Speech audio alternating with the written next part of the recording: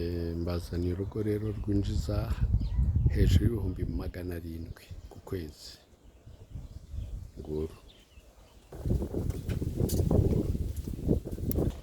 iyi nzu mureba ni icyumba na salo, gikodeshwa amafaranga atari munsi y'ijana.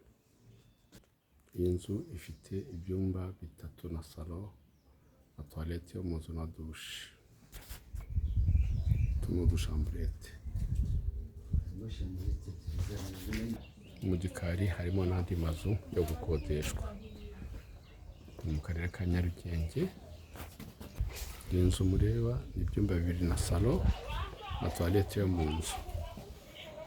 Iyi mureba ni ibyumba 2 na salo na toilette yo mu nzu, ibyikoni n'amatoilette. Iyi mureba nayo ni icyumba na salo, toilette yo mu nzu. Amazi mwayabonye. Ufite gahunda rero, telefone yacu 078240 3395. Ugire umunsi mwiza.